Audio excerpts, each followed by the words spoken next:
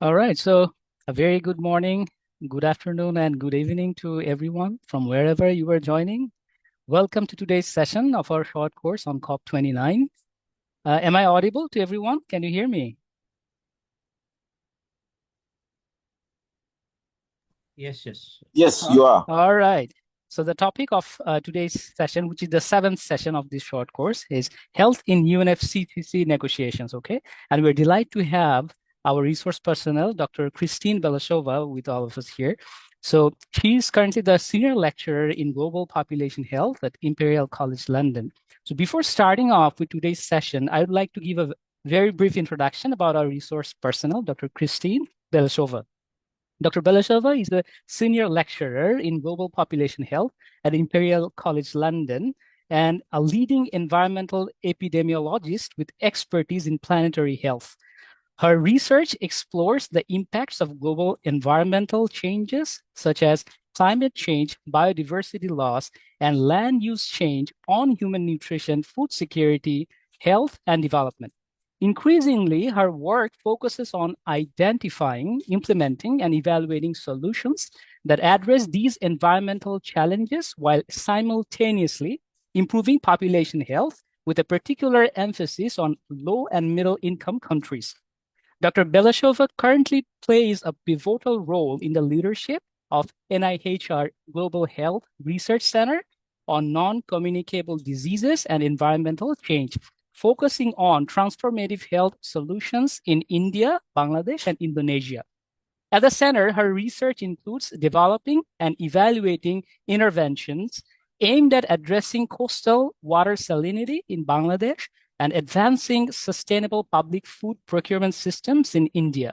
Previously, Dr. Belesova co-directed the Center on Climate Change and Planetary Health at the London School of Hygiene and Tropical Medicine. Her broader research interests include the cascading effects of environmental changes and the development of innovative approaches for analyzing and monitoring these impacts. She combines epidemiological methods applied to cohort and panel data with Earth observations, machine learning assisted evidence synthesis, and mixed methods evaluation. Dr. Belesheva is also passionate about using transdisciplinary and participatory stakeholder engagement methods to co-design, implement, and assess transformative solutions to environmental challenges. She has contributed to high-profile initiatives such as the Lancet Pathfinder Commission on Pathways to a Healthy Net Zero Future, the Lancet Countdown on Health and Climate Change, the Complex Urban Systems and Health Consortium, the Planetary Health Watch Monitoring Initiative, and the DFG Research Unit on Climate Change and Health in Sub-Saharan Africa. Through her work, Dr. Beleshova continues to make significant contributions to addressing the health impacts of global environmental changes and advancing sustainable health-centered solutions worldwide. So with these few words, I now warmly invite Dr. Kristine Beleshova to begin her session. Dr. Kristine, the floor is all yours. Thank you very much for this generous introduction and for inviting me to give an overview of health in UNFCCC negotiation course. So to start with, I will emphasize that health is affected by climate change in many different ways, as you can see in this diagram. The increase in greenhouse gas emissions are altering our climate, are leading to altered rainfall patterns, sea level rise, and extreme weather, all of which are translating into flood events, heat waves, drought, and fire events that are then affecting our health directly, but also indirectly by altering ecosystems and social systems and leading to a range of different health outcomes, including cardiovascular diseases, respiratory diseases, vector-borne diseases, as well as impacting our mental health and nutrition. However, acting on climate change does not only prevent these sort of longer-term impacts on health, it can also generate immediate co-benefits to human health. So, for example, reducing the burning of fossil fuels reduces not only the emissions of greenhouse gases, but also lowers air pollution that is co-emitted together with the greenhouse gases in the burning process of fossil fuels.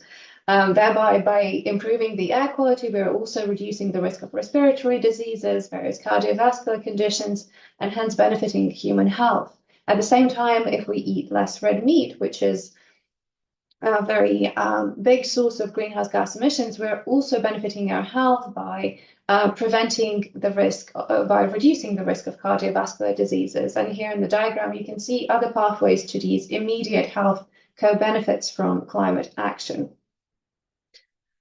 So throughout the history of global climate policy, the health community and particularly WHO have been engaged in the climate change debate and negotiations. We can see that the first WHO assessment of health impacts of climate change was released in the 90s, and various programs were then following that, and further estimates were released in the 2000s.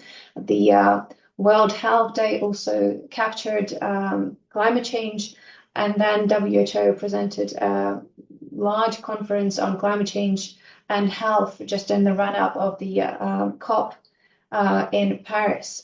At the same time, we can see that IPCC has been capturing some of the health aspects throughout these years. The diagram runs only up to 2015, but of course, a lot of the activity, and in fact, most of the activity has happened after that, and that's what I will focus on today. And if we just compare the historical IPCC chapters on health in the IPCC report released in 1990, health had a fairly minor role in the whole report. It was included in the chapter 5 on human settlements, energy, transport, and industrial sectors. And essentially, it was presented in a way that indicated that health will be impacted, but the evidence base in terms of how exactly health will be impacted, to what extent, was quite slim at that time. And that comes to a huge contrast to what we know now in the latest assessment report, the sixth assessment report of IPCC. We have a very comprehensive chapter on the health, well-being impacts of climate change, substantiated by a very rich evidence base already. Also, when we look at the WHO engagement in climate change negotiations, of course, in Paris in 2015, WHO was present and very much following the extent to which health was represented in the Paris Agreement and how it was negotiated. Unfortunately, it only acquired then about 3 mentions in the whole agreement, but that comes to a very large contrast to what happened in COP28 in Dubai last year and what is happening now at the COP29 in Baku, where health is being majorly represented as the argument for climate action. And you can see in these images how representatives from WHO are championing this argument together with the COP29 lead negotiator and with other policymakers. So I will focus on some of the major highlights in the run-up to COP29 and COP28. And I'll first start with the establishment of the ATTACH. The ATTACH stands for Alliance for Transformative Action on Climate and Health, which is hosted by the WHO, and it was established at COP26 in Glasgow. And the Alliance has 5 working groups. One working group is focusing on financing health commitments on climate resilient and sustainable low carbon health systems. Another working group is focusing on climate resilient health systems.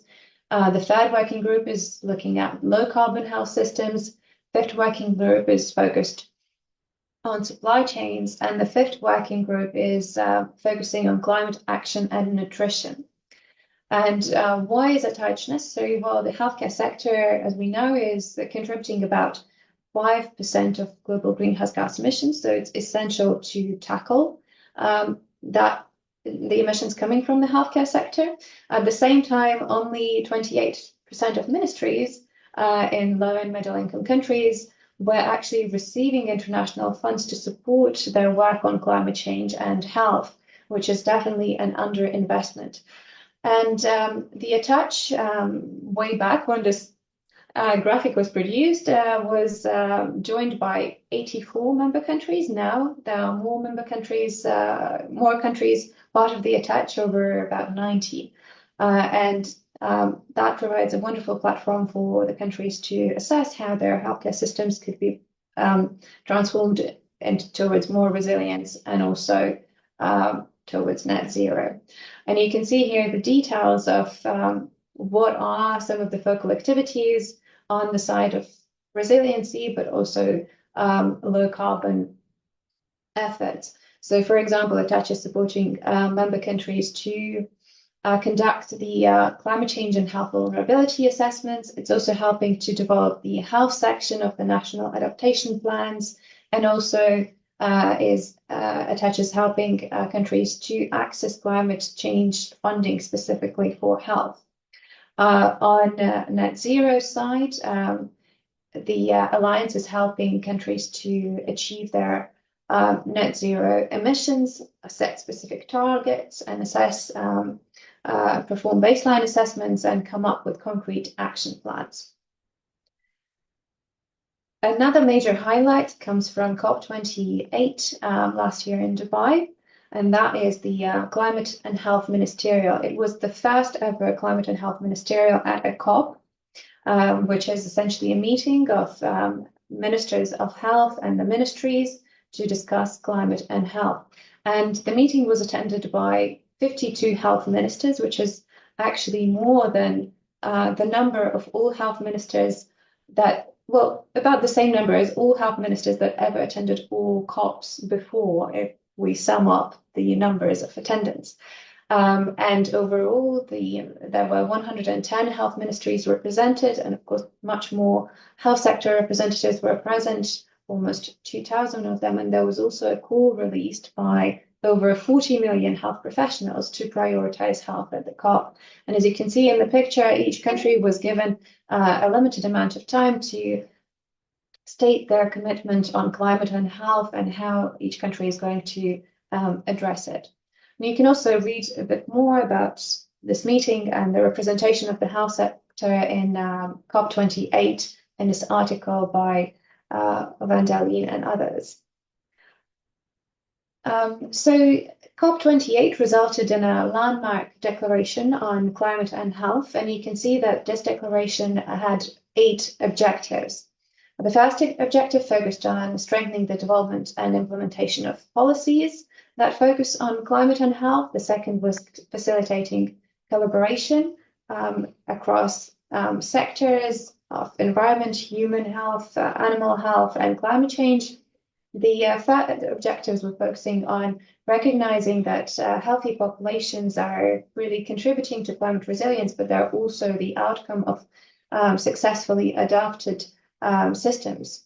The fourth objective was focusing on enhancing the ability of health systems to anticipate and implement adaptation interventions against climate-sensitive diseases and health risks. The fifth objective was focusing on promoting comprehensive response to climate change impacts on health. The sixth was focusing on inequalities. The seventh objective focused on curbing emissions and waste in the healthcare sector. And the eighth objective focused on interdisciplinary and transdisciplinary research, cross-sectoral collaboration, sharing of best practices, and monitoring progress at the climate and health nexus, including through the ATACH Alliance that I've covered before. Another landmark document from COP28 were the guiding principles on financing climate and health solutions. And in this document, there are 10 principles covered. The first is focusing on accelerating transformative climate and health solutions to improve lives now and in the future. The second is focusing on supporting climate and health priorities for the most impacted countries and communities. The third is focused on promoting inclusive and equitable approach to financing climate and health solutions.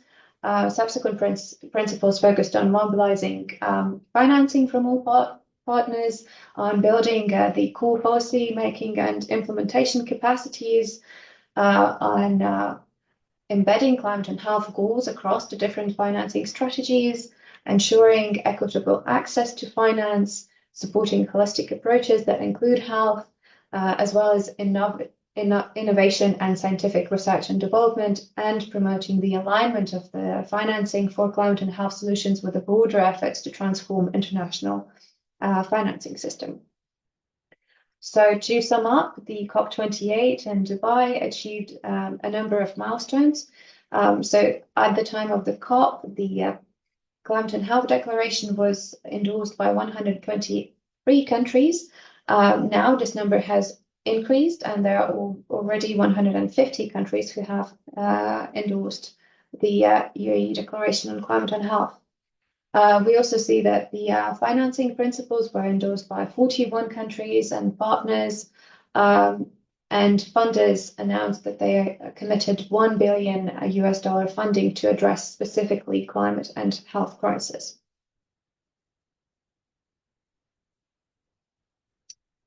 So after COP28, there was a spur of further activity in the run-up to COP29. And one of the achievements was the Climate Change and Health Declaration, or the precise, which committed the WHO to make climate and health one of its 6 strategic objectives for the coming years. And the resolution is really a uniting moment for many countries to acknowledge the importance of this aspect, and you can read more about it in the document. The next highlight is that all the way back, just in the run-up for COP28, the WHO assessed all of the country nationally determined contributions in relation to how well they're addressing climate and health. And in that assessment, they found that 91% of all the NDCs already included climate and health considerations, and the inclusion of the health considerations in NDCs had increased compared to the earlier versions of the NDCs, and the health co-benefits of climate change mitigation action were included in about a third of the NDCs, so there's still scope for expanding the inclusion of the health co-benefits. Unfortunately, only 10% of the NDCs quantified what these co-benefits are, and only 11 NDCs included emission reduction commitments for the healthcare sector, so another area for improvement. 63% of NDCs had health-specific adaptation action plans, and sort of various aspects on how they're going to build their health systems in a more climate resilient way. And 29% of NDCs allocated climate finance to specific health actions or plans. However, only 11% were unconditional finance targets. Now, having had that assessment just before COP29, WHO released the new quality criteria for healthy NDCs. So now we have a set of guidelines that informs us on how exactly countries can tailor their NDCs in a way that capture health aspects in the most adequate and productive manner. And here you can see an example of how these recommendations are structured for 2 aspects of the NDCs, for mitigation and adaptation. So, for example, for adaptation, WHO is recommending to set health as a priority sector, and also to include specific adaptation targets in the health determining sectors, and to identify synergies between mitigation and adaptation for health. And you can, of course, find this report online and look at all the other recommendations made by the WHO.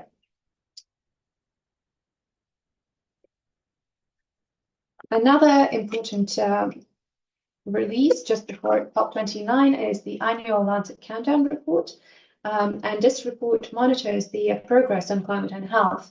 And it releases a publication in the Lancet, and of course a lot of communication materials, policy briefs, which are all based on a very comprehensive set of indicators across a range of domains, from the impacts of climate change on health to health and climate change adaptation to health and climate change mitigation, and also sort of media aspect and communication aspect. So how much is climate and health featured in the public debate and in negotiations in the media, etc. So I encourage you to take a look at the report. And here you can also see one of the key findings of the report. This year, in the graph, you can see how the heat-related deaths in the age group of over 65 years have evolved from 1990 to 2023. And you can see the actual numbers in the represented in the red line, and the sort of the counterfactual, the deaths that would be expected without temperature change, so without climate change, represented in the blue line. And you can see that from 1990s to 2023, in 2023, we can see quite an appreciable split and the difference in these two lines. So it tells us that climate change is significantly contributing to mortality in this age group already now. Another important report with a set of recommendations was released by the Global Climate and Health Alliance. Global Climate and Health Alliance is mobilizing the global health community on climate crisis, health, and equity. It was formed in 2011 in Durban, and in 2015 it admitted over 1,700 health organizations and 8,200 hospitals and healthcare facilities. They also gathered 13 million signatures from their members in a collective agreement on the need to address climate change. So it shows really a very powerful voice of the health community on climate change matters. And for COP29, their recommendations included implementing mechanisms on reporting progress in relation to the UAE COP28 declaration on climate and health. They were also calling for policy coherence, for enabling finance, for just energy transition and health considerations as a part of that, for holistic adaptation that takes into account mental health and well-being outcomes as well as physical health outcomes. They further called for supporting the quantification of health losses and damages in the loss and damage response. And they also called for prioritizing food and agricultural aspects in resilient, sustainable agriculture and ecosystems debates. They called for enhanced integrity with health considerations, and also for a collaboration with the most impacted communities to support their health and well-being. Another report was released by the World Health Organization. It's their special report on climate change and health, and it is focusing on health as the argument for climate action. So a lot of the WHO-run events at the COP29 were really pushing for health as the argument for climate action. And here you can see their iconographic showing why we should be focusing on health as the argument for climate action. And it's based on these three pillars of the planet, the people, and the place. And the planet pillar is linked to improving governance, and that takes into account health considerations, transforming financial systems and the economy. The people pillar is linked to unlocking human development and putting people at the heart of climate action, as well as on building future-proofed health systems. And the place pillar is really calling for nature and biodiversity being the foundation of our health, and for cities to be transformed to unlock climate and health co-benefits. And now some of the key highlights of the actual COP29 event. So the first highlight is the signing of the letter of intent of the Baku COP presidency's Continuity Coalition for Climate and Health. So this coalition includes Azerbaijan, Great Britain, Egypt, and the United Arab Emirates, as well as Brazil. And it is really a very high-level initiative to show commitment, continued commitment, that will guide global climate and health initiatives towards COP 2030 and beyond. Another highlight was the high-level roundtable on climate and health that was hosted by the WHO, Spain and Azerbaijan.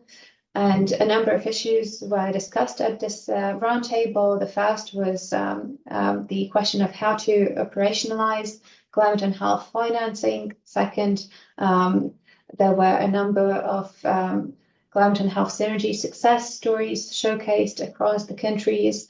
The third topic was scaling innovative financing mechanisms for climate and health. And the third topic was strengthening country-level collaboration on climate and health.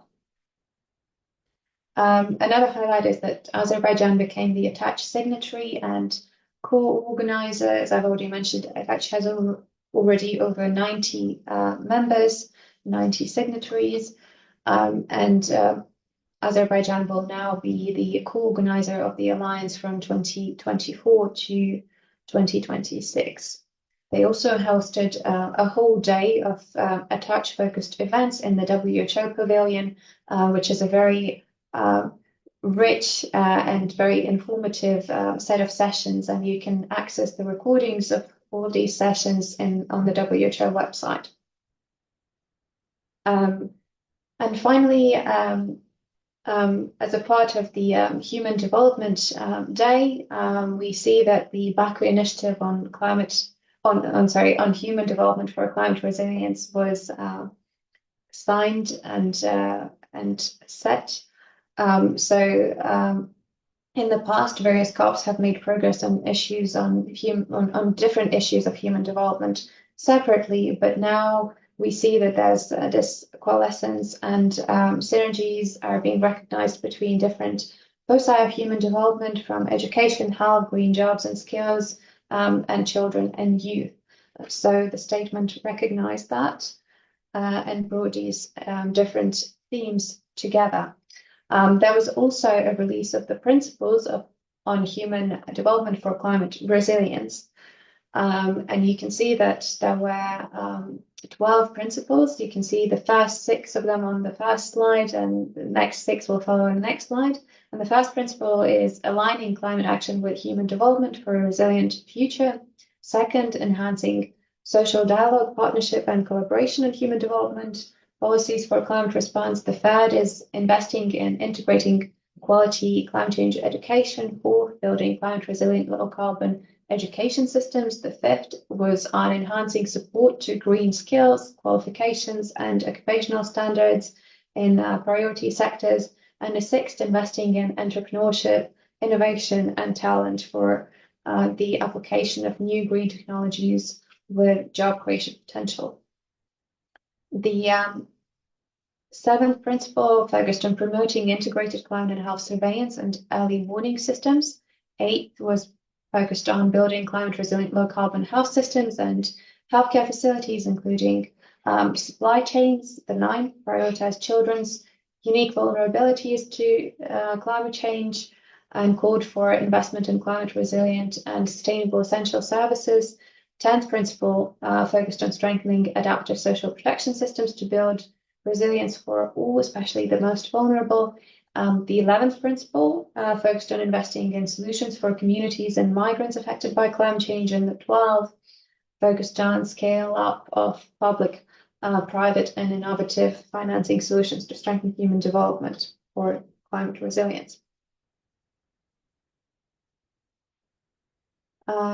Another highlight at COP29 was the operationalization of the investment platform. So the Health Impact Investment Platform was established earlier this year in the summer by the World Health Organization, European Investment Bank, Islamic Development Bank, and African Development Bank, as well as the Inter-American Development Bank.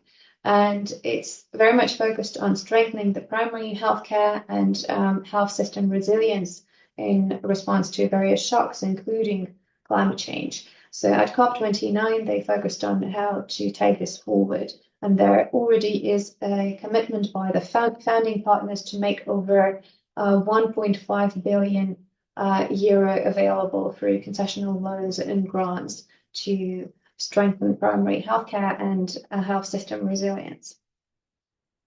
And you can see some of the key principles that are covered in the document here on the slide. I will not go into details on those, but please do take a look at the document, which is, as all the other documents I mentioned, publicly available. And of course, there's a wide range of further documents that countries, organizations, and individuals can use to help them work on climate and health issue.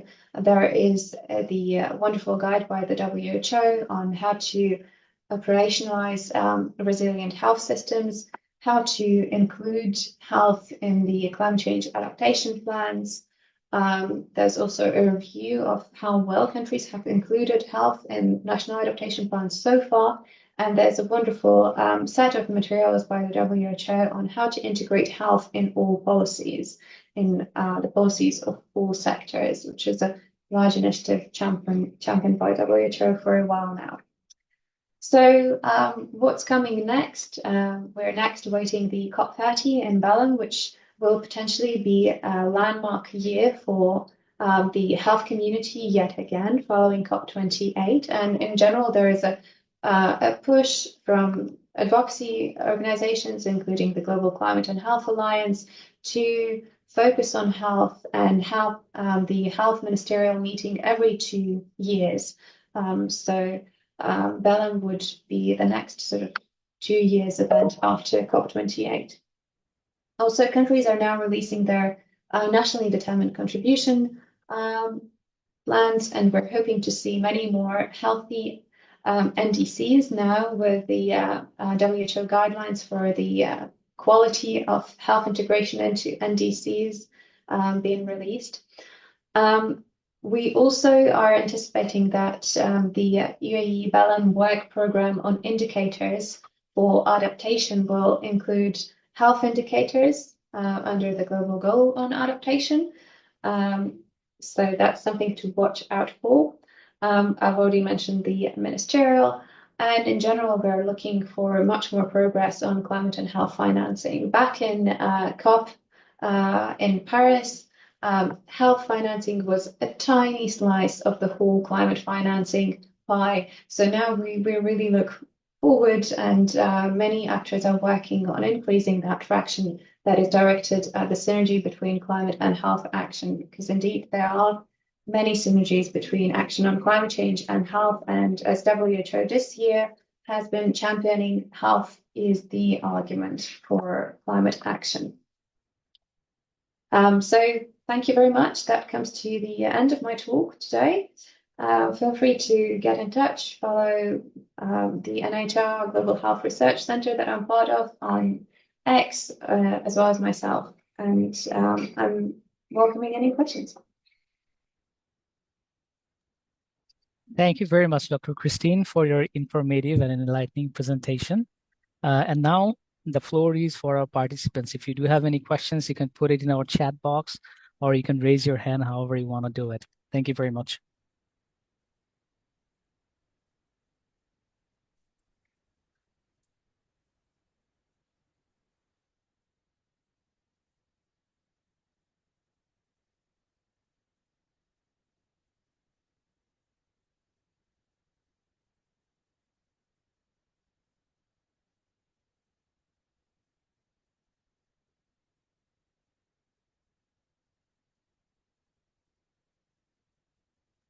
I think, Kristine, we can wait for a few minutes till our participants write the questions in our chat box.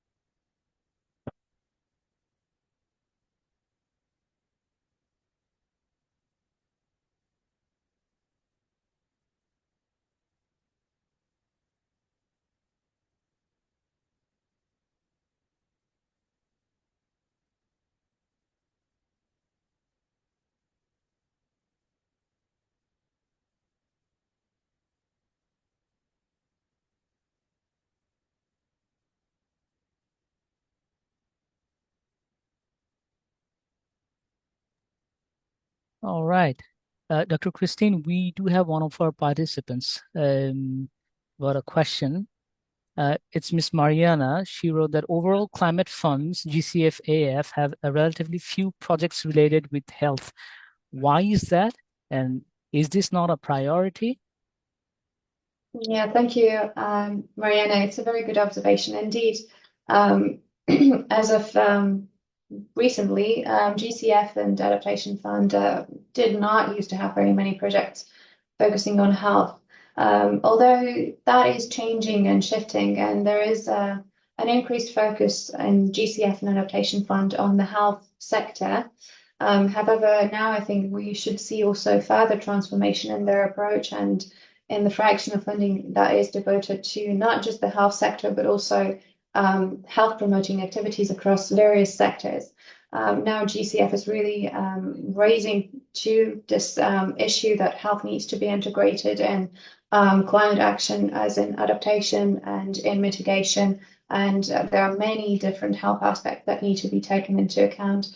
I have seen myself in the previous GCF applications and follow-up reports how initially the health ministry is part of the project, but it sort of gradually disappears from the monitoring updates. But we really hope that this is going to change and there's work being done in that area. It's just a matter of, I guess, a slight time lag before we see that in the grants that get issued by these organizations. Thank you very much. Any more questions?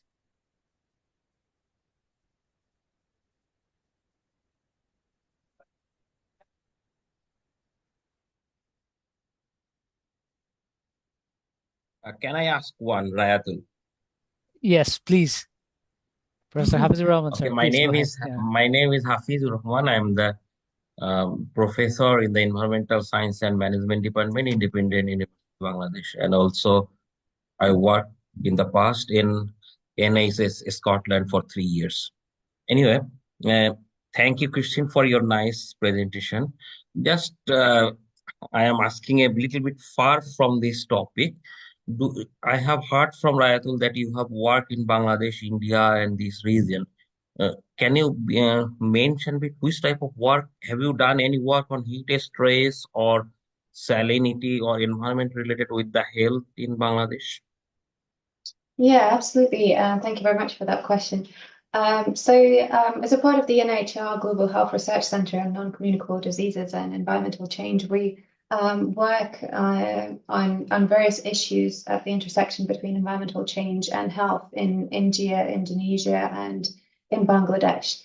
In Bangladesh, we collaborate with the DRB, and we focus very much on the water salinity and the health risks caused by water salinity in coastal areas of around Khulna and Satkhira. So we are now conducting comprehensive assessments of the levels of water salinity and communal drinking water sources in that area. We are identifying what technologies have been used to address water salinity and benefit health, as well as primary healthcare facilities in that area. And together with and local stakeholders, we are now entering into a phase when we will be co-designing appropriate solutions to address these risks and also strengthen primary healthcare system. We will then have a few years to evaluate any solutions that we implement together with local stakeholders, and we'll be able to share our findings with the wider research and stakeholder community. In India, our work is focusing on a slightly different issue. There we focus on public food procurement systems, and in particular on the public distribution system, as well as midday meal program. And we're looking into ways how these systems can be shifted towards health and sustainability. So what interventions can we implement within these systems to make sure that their environmental footprint is reduced, and also that they cater for healthier, more diverse, and more nutritious diets for the beneficiaries. So one of the big issues is the provision of rice through the PDS, which is of course essential for food security, but unfortunately rice is overrepresented in the diets of many PDS beneficiaries, and we're looking for ways how to integrate other crops, other produce, for example, millets, but also improve the access to fruit and vegetable through programs such as PDS, so that the diets of beneficiaries become more diverse and cater for their micronutrient requirements, but also become more environmentally sustainable. Because as we know, rice is a major emitter of rice production is a major emitter of methane, which is a very potent greenhouse gas, but it also is quite strenuous in terms of water requirements and other issues. And just to complete my response, I guess in Indonesia, we work on the issue of plastic waste banning. So Indonesian government has forbidden burning plastic waste, but unfortunately it is still happening at a large scale.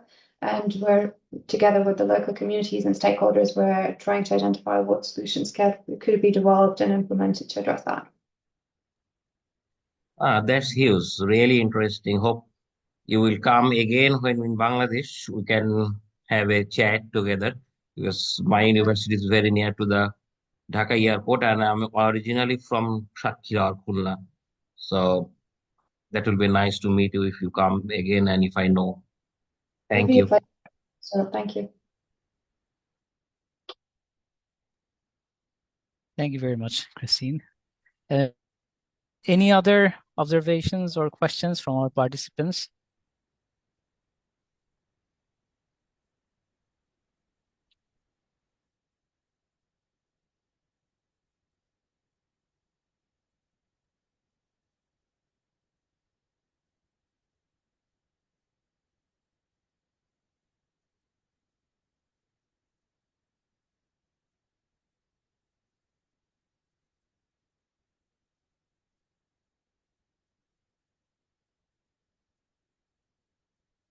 All right. I think, Kristine, we can call it a day since we're not having any more questions for today's presentation.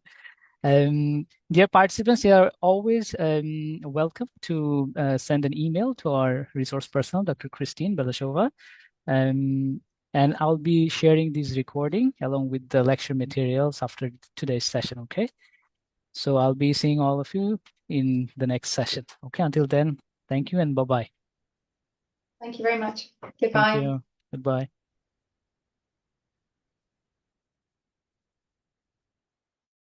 Thank you.